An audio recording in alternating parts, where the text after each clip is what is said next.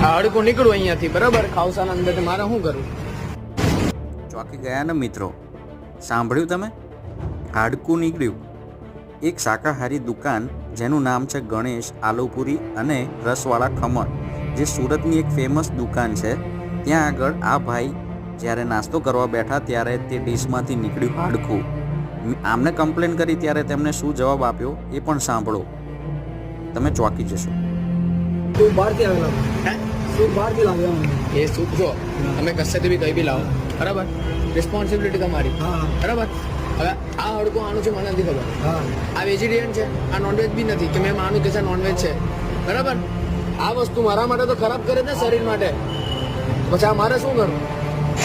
તમે પણ ચેતતા રહેજો. સ્વાદના નામે શાકાહારી દુકાનો ઉપર તમે પણ જ્યારે ખાવા જાઓ ત્યારે ધ્યાન રાખજો કે તમને શું પીરસવામાં આવે છે.